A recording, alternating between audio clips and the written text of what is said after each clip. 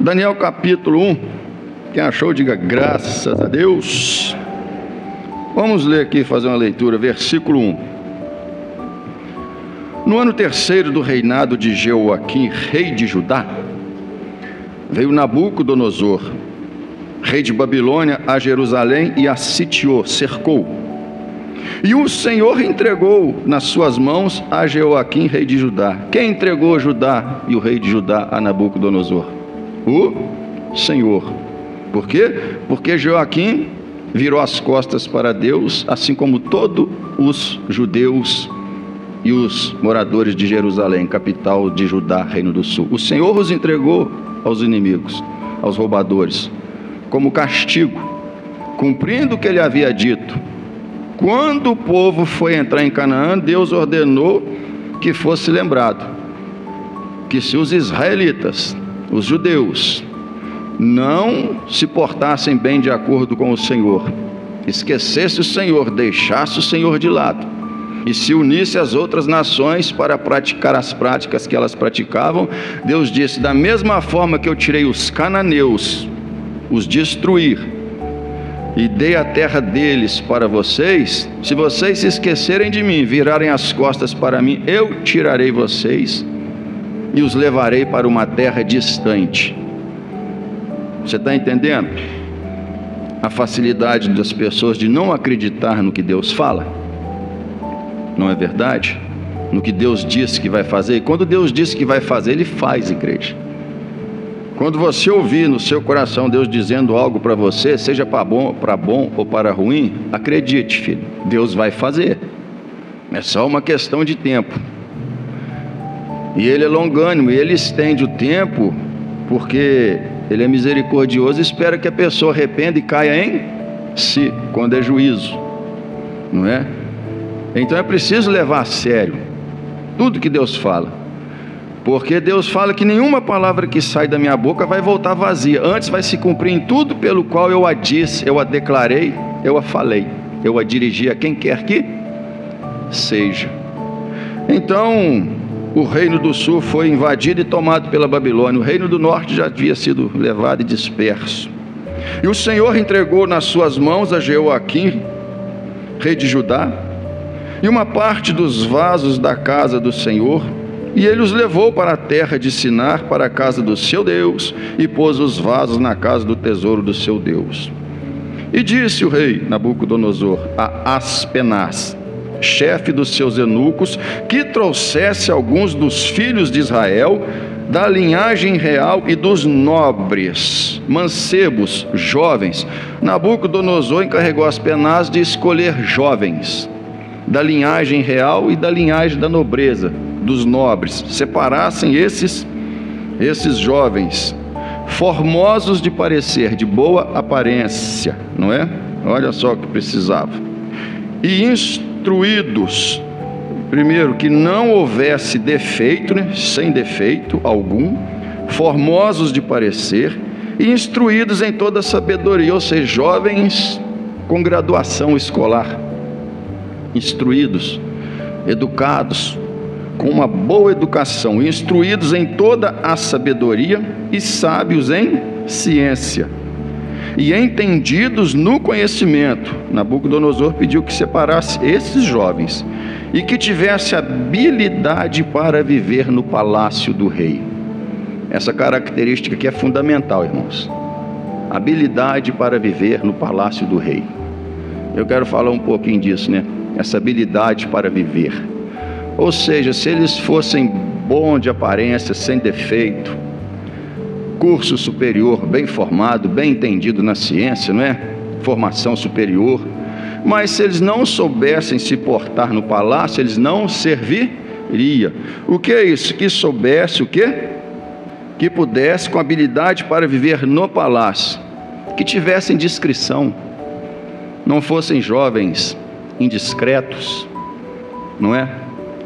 Jovens que tivessem um bom entendimento, que soubessem se portar, que fale apenas o que é necessário, que não intromete na conversa dos outros, que não fica perguntando tudo, questionando tudo, está entendendo? Espionando, querendo saber de tudo, não é? levando conversa para lá, trazendo conversa para cá, abelhudo, entrão, vê uma jovem passando, e, né? Porque o palácio é cheio de mulheres jovens e bonitas, não é verdade?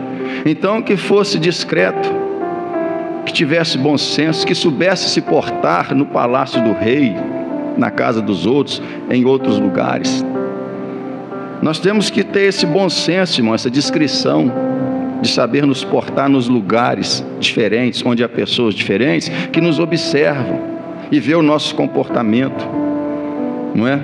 E não posso haver no crente um crente entrão, um crente intrometido, um crente falastrão, um crente questionador, que pergunta tudo, quer saber de tudo, entra em toda conversa, dá palpite em tudo, é indiscreto aqui, é indiscreto ali, constrange pessoas com comentários, constrange pessoas com perguntas, está entendendo? Não é? Fala o que não convém, conversa, uma conversa que não cabe naquele lugar, que não cabe naquele grupo de pessoas, que não cabe perto de crianças, que não cabe perto de mulheres, que não cabe na mesa do jantar, do almoço. Quem está entendendo, diga graças a Deus. Que tem uma boa conduta. E para ter boa conduta, não é a escola que ensina. Graduação não ensina boa conduta, bom senso, discrição. Isso é do caráter, isso é de formação. A pessoa trabalha isso sozinha dentro dela, não é? Então eles precisavam saber, se tivesse diploma, se fosse mais inteligente, mas fosse aquela pessoa, né, não servia para o palácio, já era desclassificado logo no início, para viver no palácio, a fim de que fossem ensinados nas letras e na língua dos caldeus, dos babilônios. E o rei lhes determinou a ração de cada dia, da porção do manjar do rei. Esses jovens iam comer o que o rei comia, iam beber a bebida que o rei bebiam, iam viver no palácio que o rei viviam. Não é verdade? O manjar do rei e do vinho que bebia. E que assim fossem criados por 3 anos. 3 anos, irmãos. 3 anos dentro de um palácio, uma vida boa, estudando os costumes, os hábitos babilônicos, a ciência, não é? A língua. 3 anos, uma boa comida, manjar, vinho. 3 anos relacionando com babilônios lá dentro, e só pessoas, né, graduadas, né, alta sociedade, fora os empregados. Como eu disse, né, mulheres para todo lado. Olha o ambiente que eles iam ficar durante 3 anos. Quem está entendendo, diga glória a Deus. Por 3 anos. 3 anos é um longo tempo, né, irmão? 3 anos é... Por 3 anos, para que no fim deles pudessem estar diante do rei. Depois desses 3 anos, eles iriam chegar até o rei, e o rei iria examiná-los, ver se eles poderiam continuar no palácio. E entre eles se achavam dos filhos de Judá Daniel, Hananias, Misael e Azarias. E o chefe dos eunucos lhes pôs outros nomes, a saber, a Daniel, Belsazar, Azarias, Sadraque, Misael, Mesaque e Azarias, Abed-nego. E Daniel assentou-se no seu coração não se contaminar com a porção do manjar do rei, nem com o vinho que ele bebia. Portanto, pediu ao chefe dos eunucos que lhe concedesse não se contaminar. Daniel sentiu no coração de não comer aquele manjar, a comida do rei, a bebida do rei, e pediu que pudesse comer só legumes e beber apenas água. E isso durante o quê? 3 anos. Daniel assentou do seu coração, ele propôs no seu coração. Qual que era o problema de comer aquela comida boa? Crente não pode comer comida boa? Pode, irmão.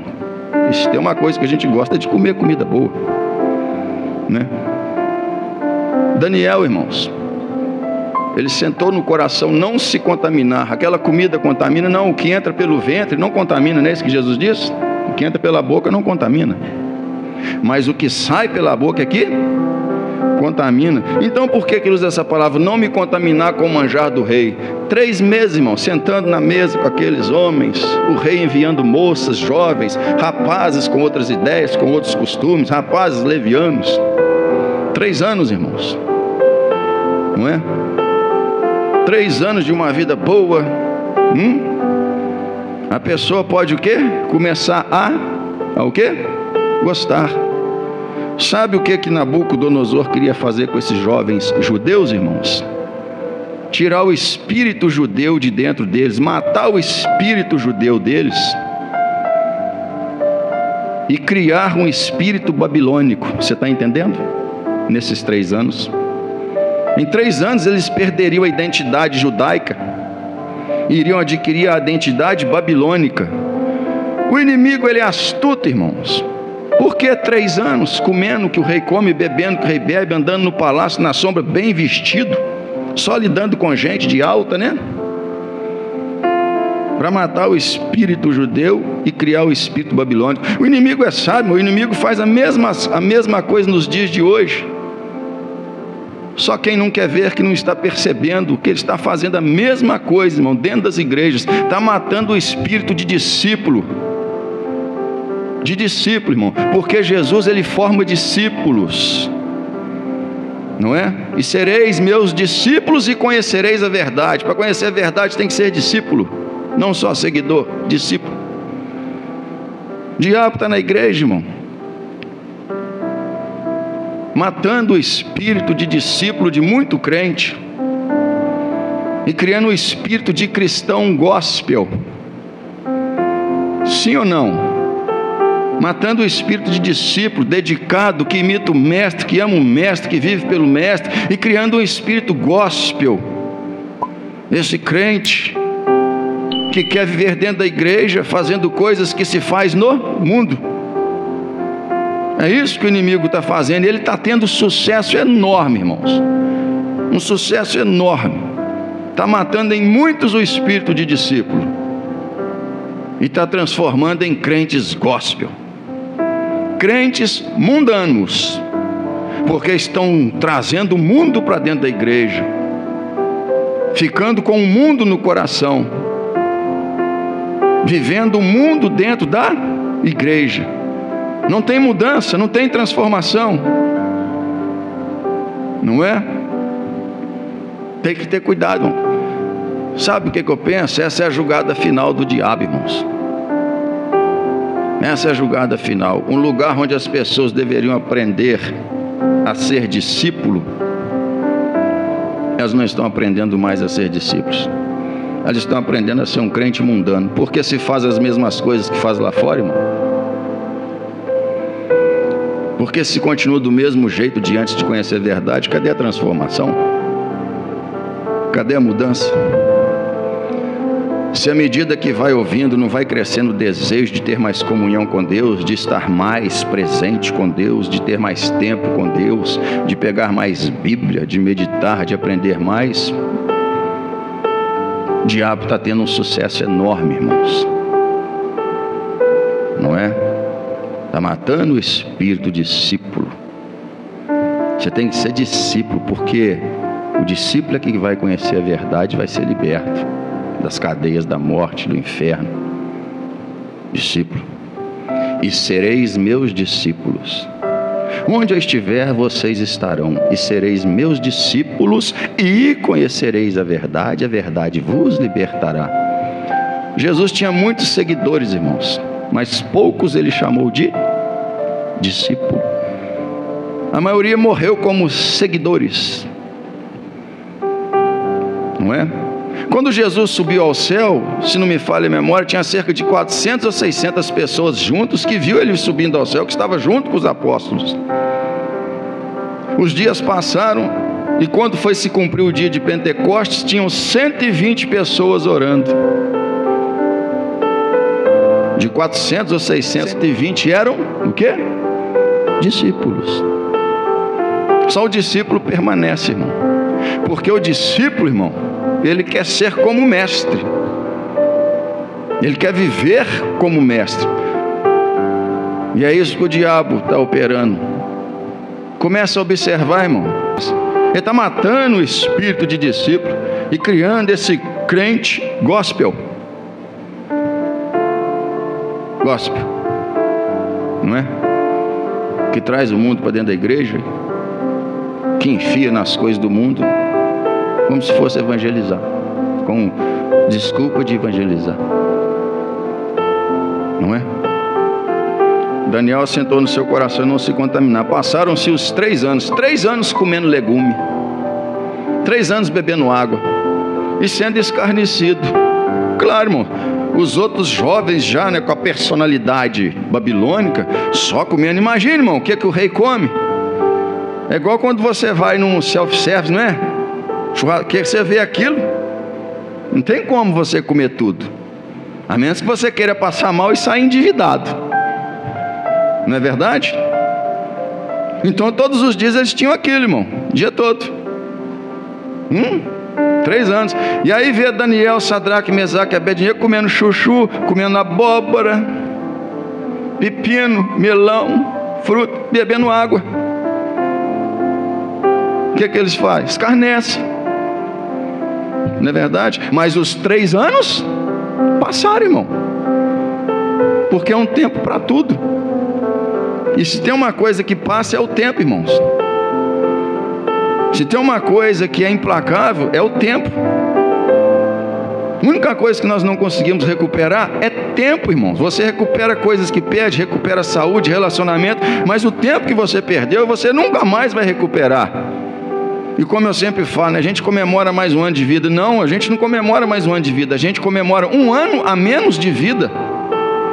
O relógio não corre a nosso favor, ele corre contra nós. 3 anos, mas os 3 anos passaram. E por que eles fizeram isso, irmãos? Eles não queriam perder a identidade deles, identidade de discípulo, de servo.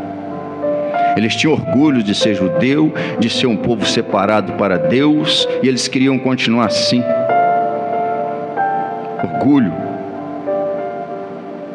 As pessoas estão perdendo o prazer de ser discípulo do Senhor Jesus, de refletir Jesus, e começa a conversar como os lá de fora, porque quer ser aceito, porque se conversar segundo a palavra de Deus, vai ser excluído dos ciclos de amizade, do círculo de amizade, de convívio da família.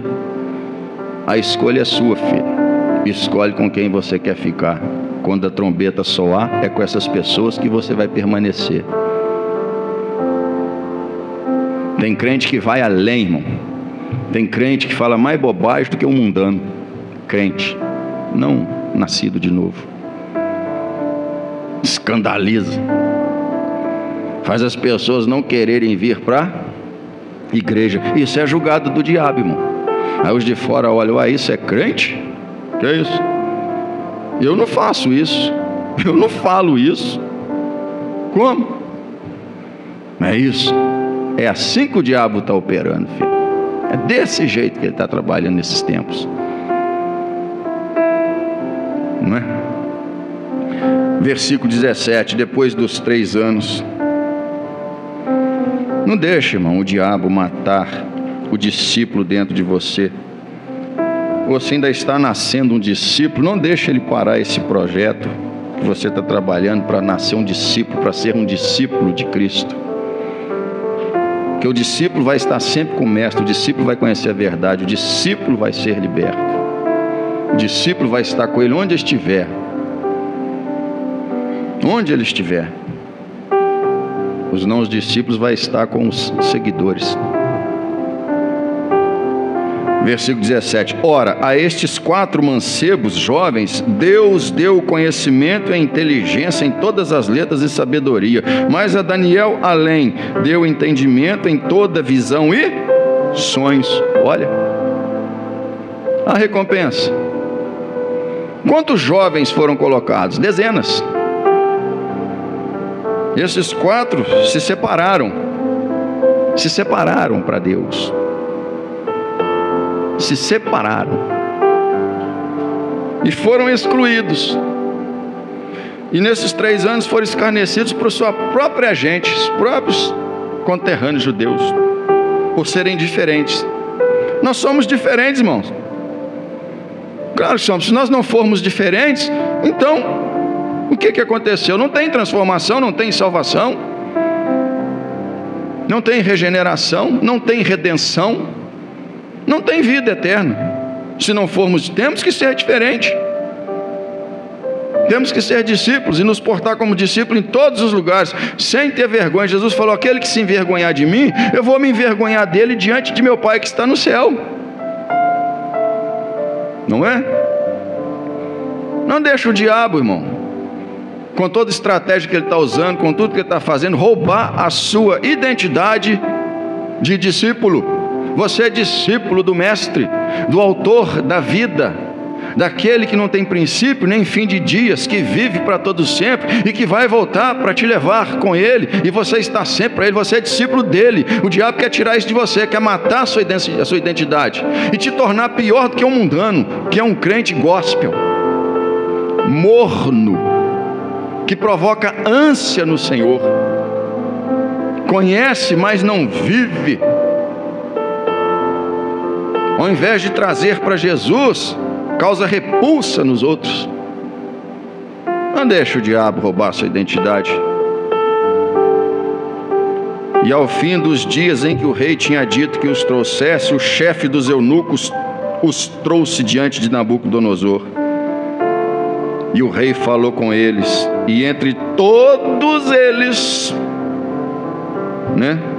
todos aqueles jovens, se esbaldaram no manjar do rei, com exceção desses 4, no vinho do rei, com as moças do palácio, com os caras do palácio. Às vezes quando saia na rua com roupa bonita, os outros lá trabalhando pesado com roupa de ralo, eles, ostentando, trapo de imundície, como Paulo fala. E o rei falou com eles, e entre todos eles não foram achados outros tais como Daniel, Ananias, Misael e Azarias. Daniel, Sadraque, Mesaque e Abednego. Por isso permaneceram diante do rei. Irmão, só os 4 permaneceram diante do rei. De todos que foram levados, só os 4 permaneceram. E para os outros, irmãos, fim de jogo. As penas, tire as roupas que só são usadas aqui dentro, devolva-lhes as roupas que eles chegaram aqui, e encaminhe-os para a porta de saída, e encaminhe-os para o encarregado das obras, que vão levá-los para o serviço que eles vão fazer. Acabou, irmão. Não é? O que comeu, comeu, o que bebeu, bebeu. Agora, filho, é lá fora. Mas pastor, mas nenhum outro daqueles, com exceção dos 4, será que teve capacidade para ficar diante do rei? Você tem que lembrar sempre, irmão, que a palavra final é do Senhor, nunca vai ser o seu mérito.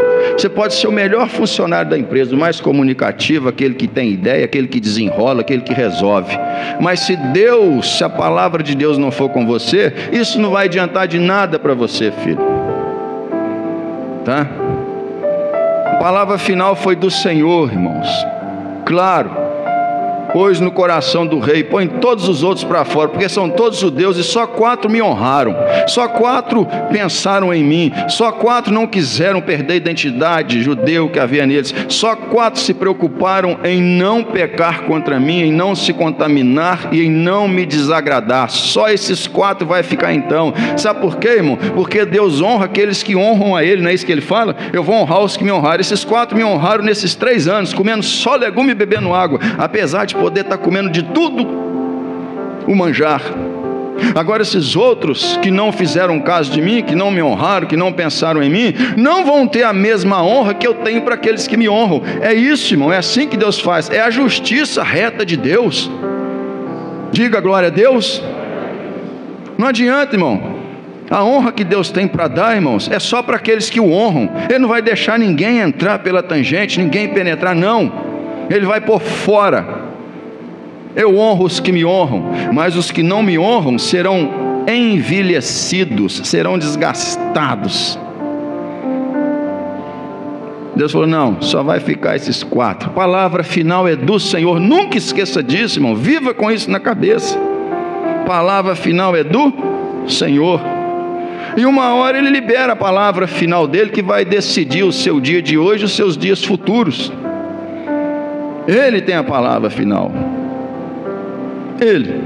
Só vai ficar os 4, porque eu não dou honra para quem não merece honra. Eu não misturo quem não merece honra com quem buscou a minha honra.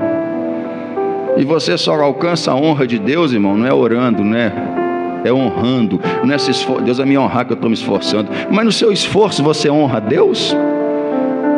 Eu levanto cedo, durmo tarde, trabalho, dou duro, Deus vai me honrar. No levantar cedo e dormir tarde e dar duro, você está honrando Deus? Porque se não tiver, filho, não vai adiantar nada. Vai ser só esforço, vai viver do seu esforço. Agora, se você honra Deus, Ele vai te honrar, filho. Não é pelo esforço, não é pela dedicação, é pelo que você honra, é o que você faz por Ele, pensando nele, para não desagradar, para não aborrecê-lo, para não ir contra os preceitos dele. Isso é honrar o Senhor. É quem honra Deus é que vai ser honrado. Esse é o único jeito de ser honrado por Deus. Eu honrarei aqueles que me honrarem. A honra vem, filho. E não espera a honra de homem não, porque o homem vai te usar, você vai ser um bom funcionário, vai te dar serviço, no final não está nem aí para você. Mas se você honrar Deus, irmãos, Deus te põe no lugar desse que não reconhece o seu serviço, porque a palavra final é dele. Quando Ele põe o dedo no coração de alguém, irmão, seja ímpio, seja o que for, a pessoa vai fazer o que Ele quer e fim de papo. Não tem quem resista ao Senhor. Você está entendendo? Então honre a Deus em tudo, nas pequenas coisas, lá onde você está sozinho, no seu pensamento, nas suas imaginações, honre a Deus e Deus vai honrar você. Amém, povo abençoado? Daniel capítulo 6. Irmão, esses 3 anos, essa decisão que ele tomou no começo fez diferença para toda a vida dele, mas ele manteve firme.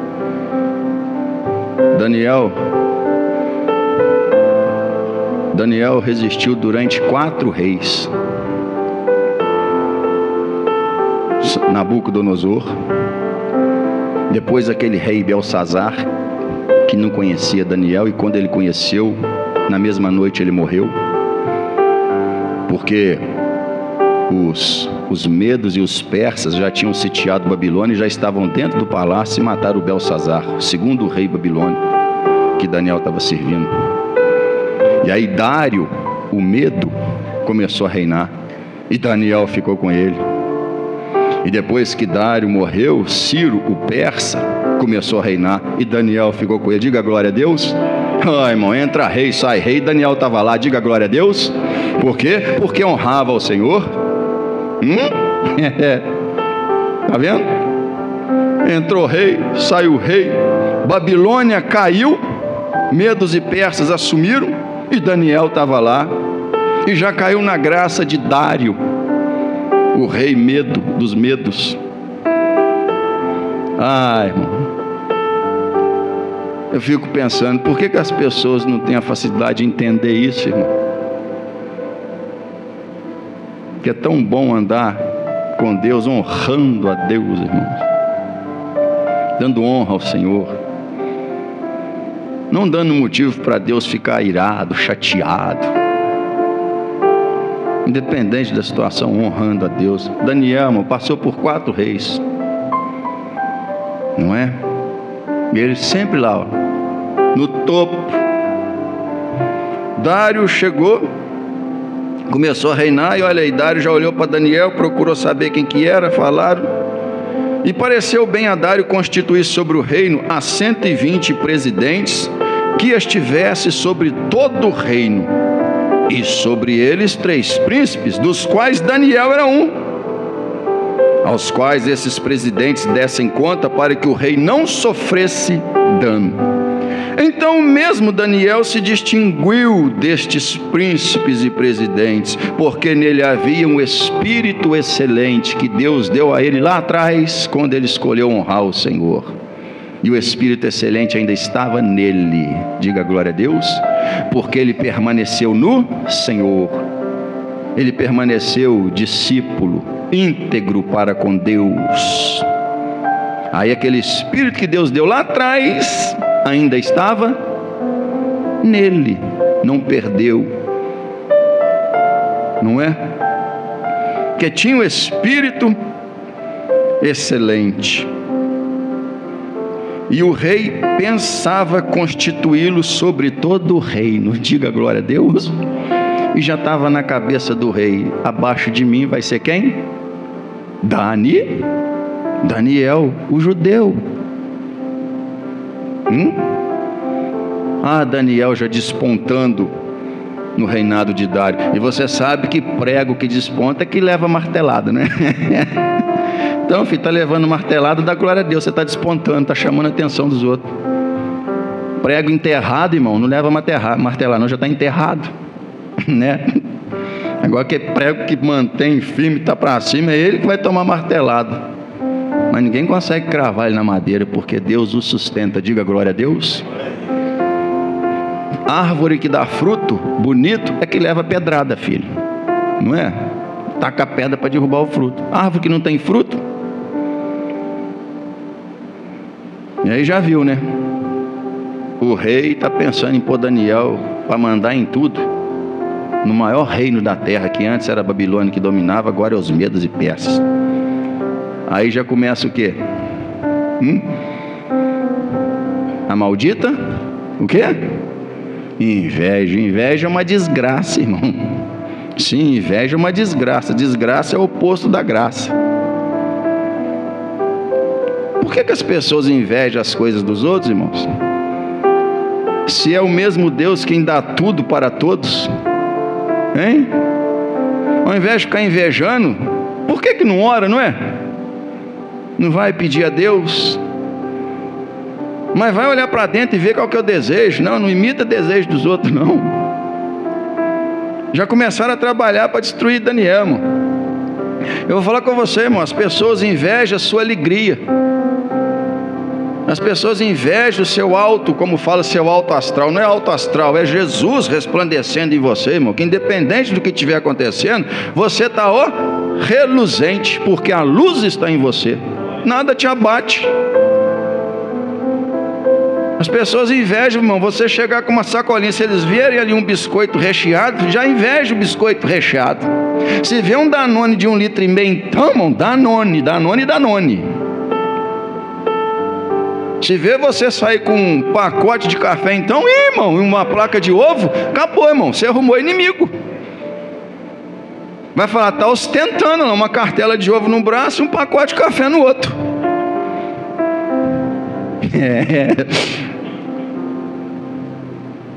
A inveja é uma desgraça, irmão. Ela não está ligada a grandes coisas, ela está ligada na sua felicidade, na sua alegria, no seu bem-estar.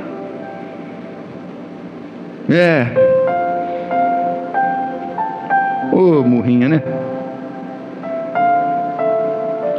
Deus tem tanto para dar para todos, irmãos, para todos.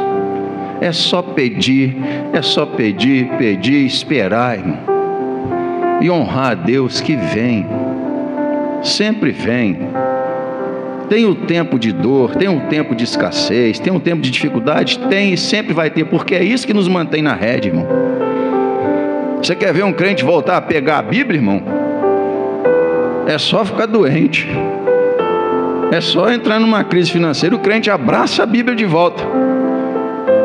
Vem no culto da quarta, não falha um domingo, ora em casa, faz anotação na Bíblia, faz estudo. Isso é misericórdia de Deus, irmão. Não é? Sempre vai ter, irmão, as dificuldades, porque é assim que Deus nos mantém na rede. É assim que Deus nos traz em rédeas curtas. A benignidade dele dura para sempre. Diga glória a Deus. Daniel, olha o Daniel arrebentando. Estou te falando. O que ele fez? Se preocupou com Deus. Eu não vou desagradar meu Deus, não é? Então os príncipes e os presidentes procuraram achar ocasião contra Daniel a respeito do reino. Vão procurar alguma coisa aí, quem sabe ele não aceitou uma propina, ele não fez uma coisa errada aí, não é? E a gente pega, já acaba com isso aí, esse negócio dele ser o maioral, não é? Mas não podia achar ocasião ou culpa alguma, porque ele era fiel. Você tem noção do que é a palavra fiel? Você é fiel? Fiel. Eu sou fiel a uma amizade, eu sou fiel a um companheirismo. Se você é fiel, você não vai fazer nada para prejudicar aquela pessoa, irmão. Eu sou fiel no meu trabalho. Não importa. Irmão, tem gente tão medíocre. Eu vou trabalhar para o meu patrão ficar rico. O seu patrão que está pondo a comida na sua mesa, filho. Por que tem gente que fica empreendendo, crescendo? Aí as pessoas que têm preguiça de fazer as coisas ficam falando, não sei para que tanta coisa. É para empregar tanta gente. Isso vem de Deus, irmão. Isso é Deus criando situação para todos terem um emprego, para todos terem o pão. Não é a pessoa, não.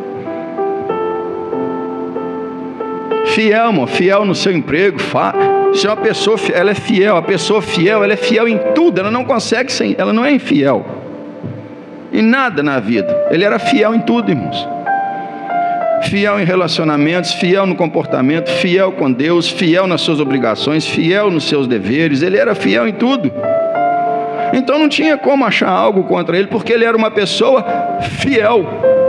Fiel à natureza dele mesmo. Eu como judeu, eu como cristão, discípulo de Cristo, tem coisas que não cabem no meu coração, que não cabem na minha mente, não cabem na minha boca, e eu não caibo em qualquer lugar, porque eu sou fiel, eu sou discípulo de Cristo, sou separado.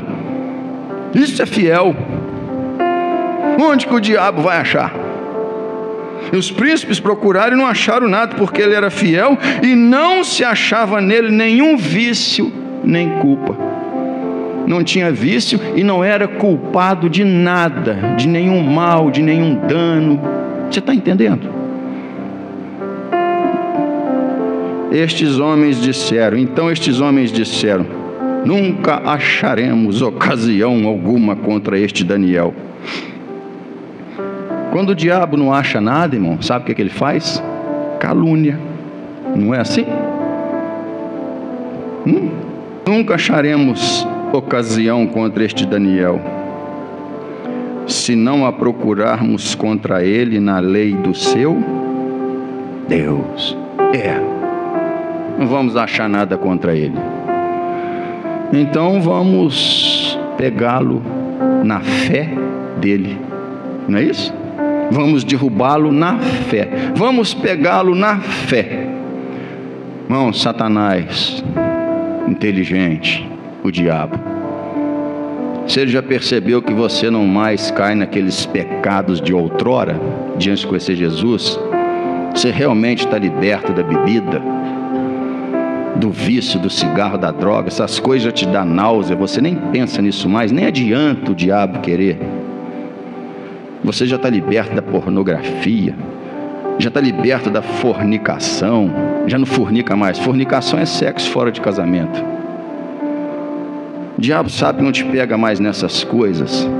Você já não mistura mais em roda de escarnecedor, irmãos, e começa a deixar a língua passear junto com a língua deles. O diabo vê que já não te pega mais nessas coisas. Você passou a ser discípulo de verdade e é fiel. Você é fiel aos seus princípios, você é fiel à palavra, você é fiel à igreja que você congrega, você é fiel em tudo que Deus ordena, você é fiel a Deus. E você não consegue se ver como um tropeço. Olha, irmão, a pessoa que realmente nasce de novo, só do diabo, porque pensamentos ruins vêm, isso é dardo do inimigo, amém? Não acha que é pecado, não, os pensamentos estranhos ficar, o inimigo bombardeando a nossa mente. A gente tem que estar rebatendo isso o tempo todo, não é? Fiel, irmão, não dá lugar a essas coisas. Aí o diabo não consegue mais, mas ele sempre dá um jeito, irmão. Falou, então eu vou pegar ele na fé, vou usar a fé dele contra ele, não é isso? Não acharemos nada contra ele, senão na lei do Deus dele, senão na fé dele, no exercício da fé dele.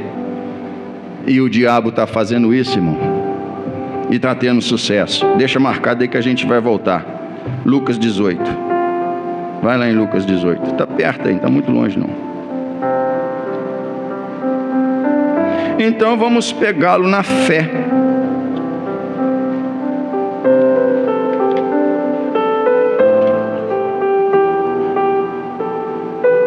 Versículo 18. de Lucas 18. Perguntou-lhe certo príncipe, dizendo: bom mestre, que hei de fazer para herdar a vida eterna? Jesus lhe disse: por que me chamas bom?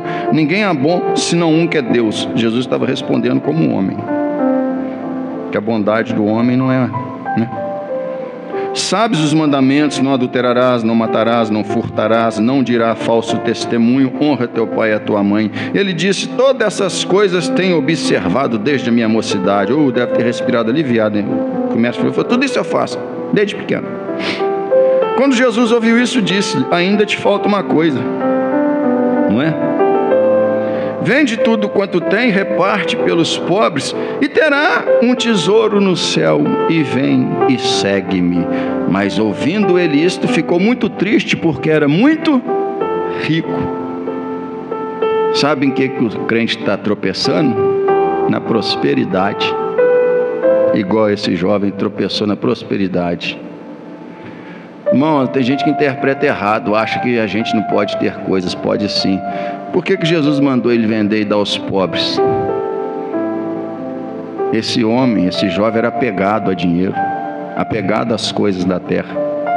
Não tem como servir a dois senhores: ou serve a Deus ou serve a Mamon, Deus deste século, Deus das coisas materiais.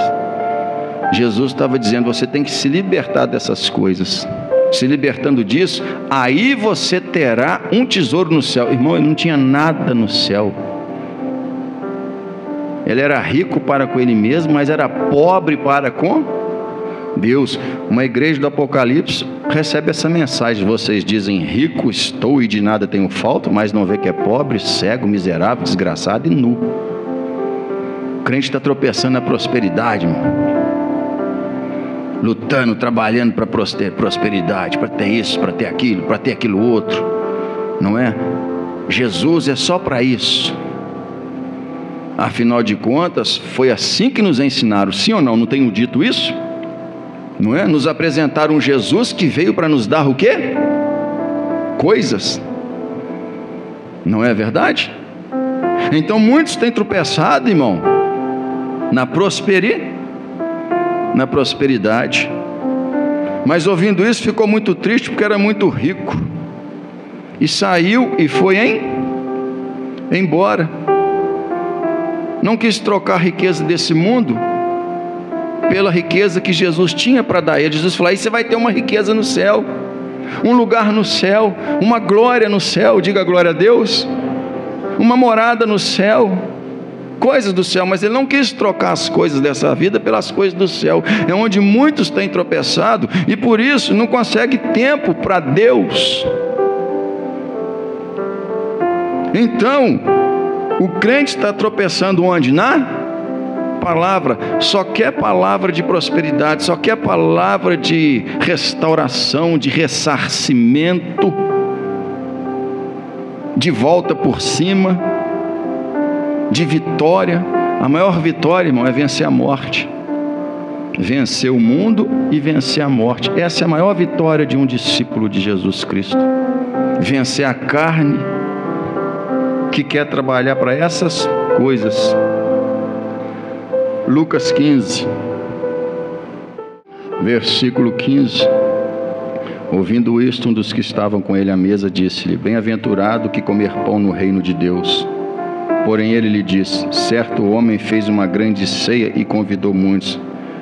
Deus enviou Jesus e convidou todos para as bodas do Cordeiro, festa do Cordeiro, que vai se unir com a sua esposa um dia, a igreja.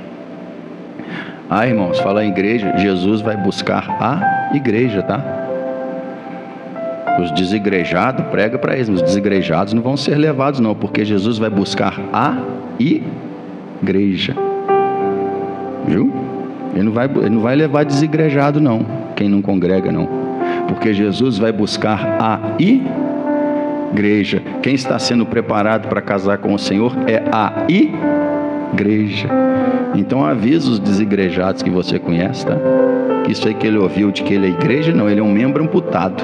Daqui a pouco seca, um galho cortado da árvore. Não importa quem ele ouviu, que bobagem ele ouviu, né? Avisa ele, se é um desigrejado, quando Jesus voltar, você não vai, porque ele vai buscar a igreja e você não pertence a igreja nenhuma. Tá? Faz esse alerta, filho. Seja atalaia. E a hora da ceia, né? E convidou muitos, fez uma grande ceia e convidou muitos. E a hora da ceia mandou o seu servo dizer aos convidados: vinde que já está tudo pronto. Isso, o convite começou com a pregação do evangelho. Ide por todo mundo, anunciar o evangelho a toda criatura. Quem crê e for batizado será salvo, mas quem não crê será condenado. Não é? Chame as pessoas para virem, para conhecerem a verdade, para crerem, para viverem em Cristo, para serem igreja. E todos a uma começaram a excusar-se, dizendo: disse-lhe o primeiro: comprei um campo e importa ir vê-lo, rogo-te que me hajas por excusado. Aqueles que têm sonho de ter uma casa, de ter um terreno, de ter um campo, e ora a Deus, e pede a Deus, e busca a Deus, e Deus dá a bênção, não é? A bênção desejada, a bênção buscada, finalmente é alcançada. E aí na hora do convite, não é? Para ir cuidar das coisas de Deus, eu comprei um campo, eu comprei ou Deus me deu? Afinal de contas, se eu orei e pedi a Deus, aí depois que eu recebo, eu comprei? Estou orando para Deus dar um carro, para Deus dar uma casa. Quando Deus dá, fala: você comprou? Comprei. Rouba a glória de Deus. Não, Deus me deu. Toca na glória de Deus. Aí não é Deus que deu, eu comprei. É o que eu sempre falo, irmão, a habilidade de muitos de transformar a bênção em maldição.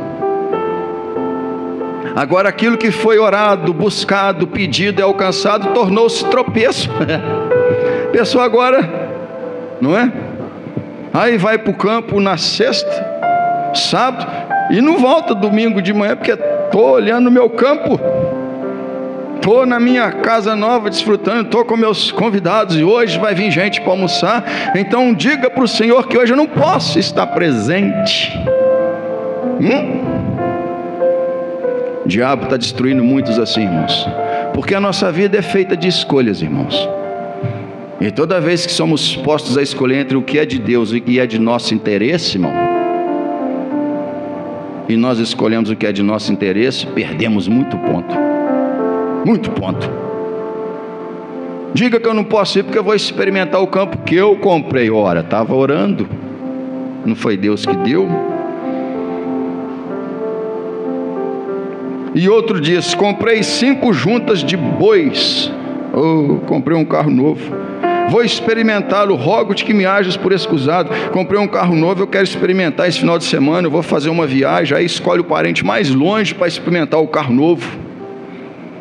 Diga para o Senhor que hoje eu não vou poder, que eu estou experimentando o carro que eu comprei. Não foi Deus que deu? Então é Deus que deu, porque eu falo, se disser que é Deus que deu, tem que usar para honrar a Deus.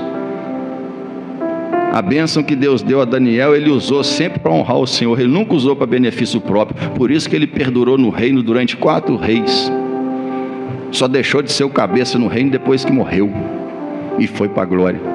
Se Deus me deu, eu vou usar para a minha glória? Vou usar para a glória de Deus. Se Deus me dá condição, eu vou usar para a glória de Deus. O que eu fizer tem que ser para a glória de Deus. E eu não posso deixar que uma bênção de Deus se torne tropeço na minha vida. Está entendendo o que o diabo está fazendo, irmão? Fazendo o crente tropeçar na bênção, transformando bênção em maldição na vida, em perdição na vida.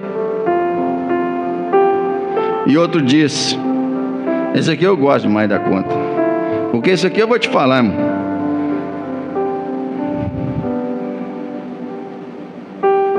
E outro diz: casei. Deus manda um varão, Deus manda uma varoa. Obreiro, ora comigo aqui, um varão. Obreiro, ora comigo, uma varoa. Eu não sei se é Deus que dá o varão, não a varoa, porque o varão e a varoa sempre tira a pessoa da igreja. Não, mas de toda forma arrumou um varão, né? Arrumou uma varoa. Esse aí é onde o diabo pega muito. A pessoa está tão querendo um varão, uma varoa, que nem gasta tempo para conhecer, porque é com tempo e que é com dificuldade ver que você conhece a pessoa, né? E já une com o varão, com a varoa rapidinho. E aí somos da igreja. Casei, mudei, deixei lembrança para o pastor que ficou e para os irmãos que ficaram. Casei. Olha, orei para Deus me dar uma esposa e um marido, então eu vou honrar Deus agora, eu vou na igreja não como um solteiro, uma solteira, eu vou na igreja como família. Diga glória a Deus. Mas não sabem fazer isso. Faz da bênção uma perdição. É aí, filho, que o diabo está pegando muitos e está destruindo, porque ele não vem para fazer outra coisa, ele vem para roubar, matar e destruir. Casei, portanto não posso ir, porque minha esposa não gosta de ir na igreja, meu marido não gosta, meu marido falou que esse ministério não é bom, minha esposa falou que esse ministério não é bom, então a gente está procurando outro, um que a gente se sinta bem. Irmão, evangelho não é para sentir bem não. Sentir bem, você vai, a pessoa vai no parque, vai no circo, vai no cinema, vai no rodízio de pizza, sente bem toda a vida, no rodízio de churrasco. Evangelho é para ser confrontado, irmão, é para arrancar de nós o que nos condena, é para arrancar de nós mania, é para arrancar de nós vícios, é para arrancar de nós ira, inveja, contenda, falação, fofoca, maus atos, é para arrancar essas coisas de nós e projetar em nós a justiça divina. Não é para sentir bem não, irmão. Sentir bem, eu não me sinto bem.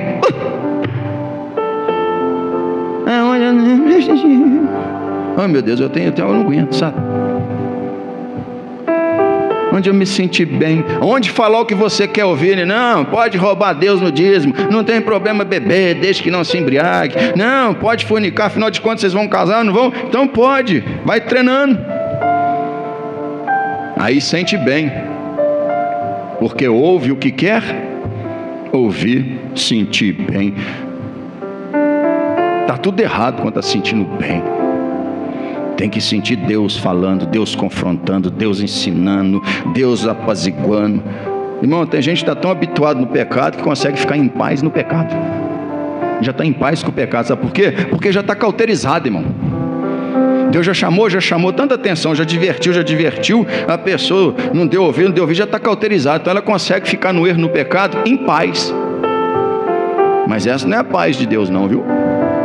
Não é a paz de Deus. Volta lá no Daniel. Tá vendo aí? O que era para ser bênção, a pessoa ora, pede, fala, eu comprei, eu adquiri, eu consegui, torna-se perdição na vida da pessoa.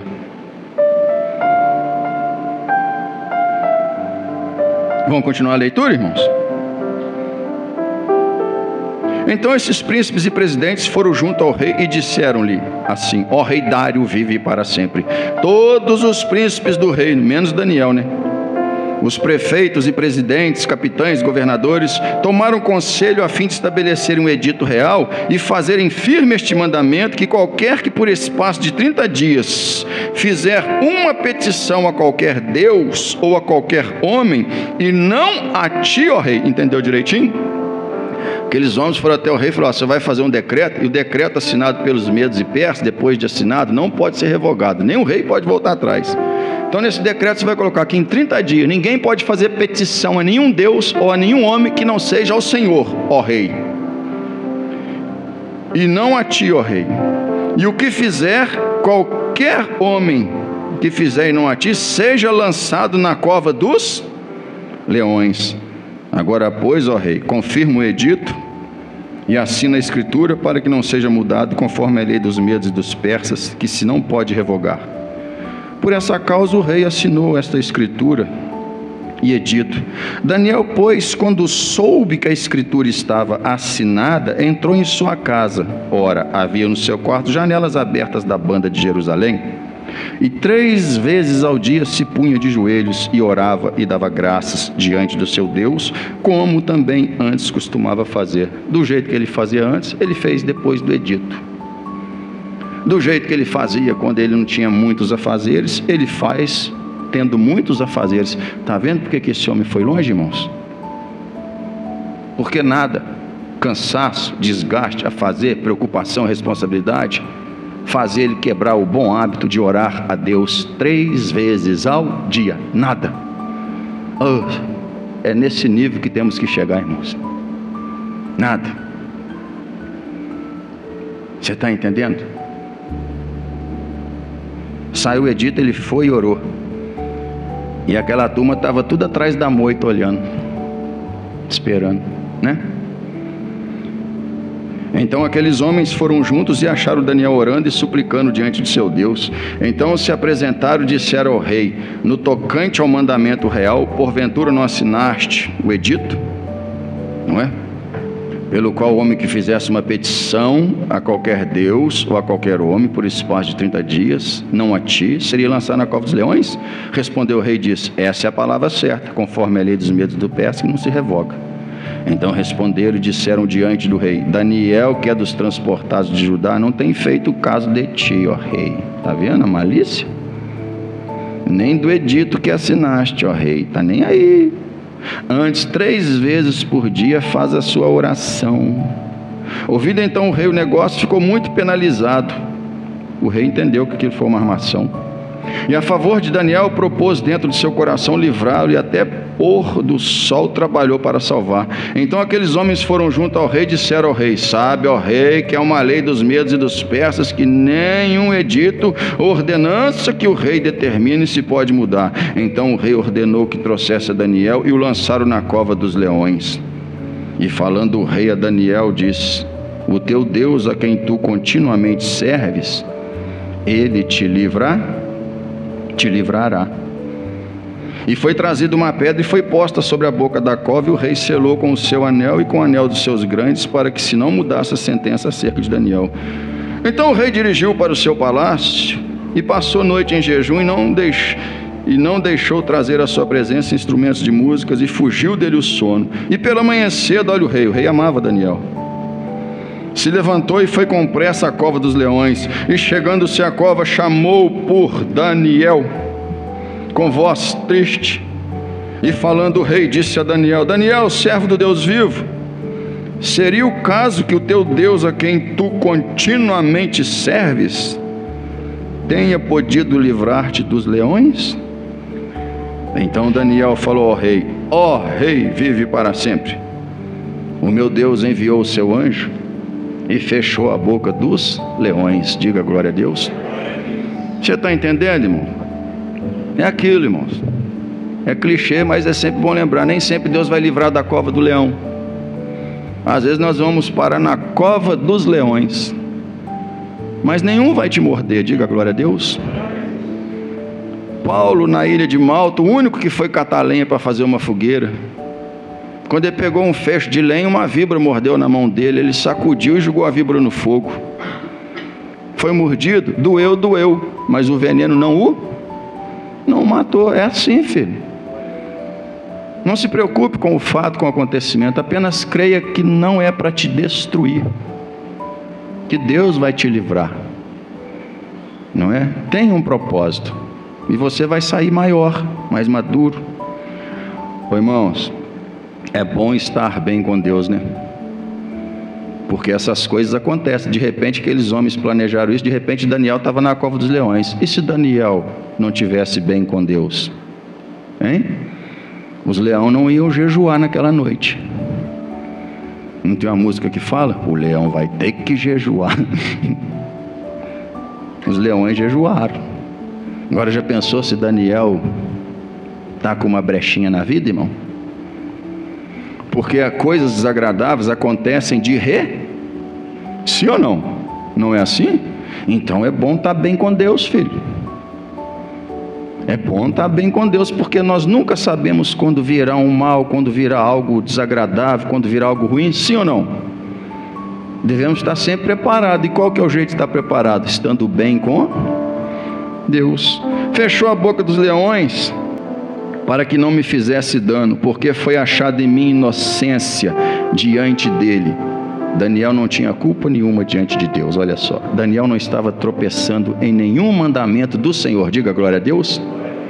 Deus é justo, irmão. Se Daniel tivesse devendo, Deus não ia fechar a boca dos leões. Se Daniel tivesse em algum pecado, alguma transgressão, Deus não fecharia a boca dos leões, porque Deus é justo e não deixa escarnecer do nome dele. E foi achada em mim inocência diante dele. Olha aqui. E também contra ti, ó rei, não tenho cometido delito algum. Você concorda com isso? Que Daniel não havia cometido delito nenhum com o rei? Concorda ou não concorda? Quem concorda que Daniel está certo aqui, não cometi delito algum? Levanta a mão. Quem não concorda, levanta a mão. Como sempre, cheio de gente que não tem opinião, né? Contra ti, não sai um edito que não podia fazer nenhuma petição a ninguém, nenhum Deus, nenhum homem, senão ao rei? Então Daniel está certo dizendo: contra ti, ó rei, não tenho cometido delito algum? Está certo ou ele está errado aqui?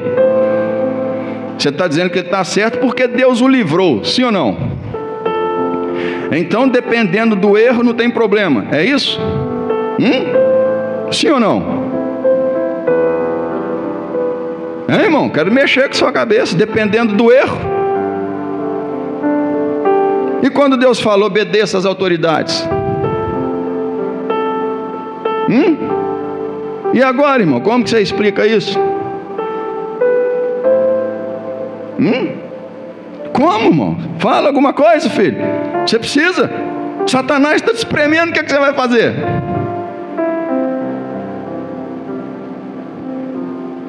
Agora eu vou tirar onda, irmão.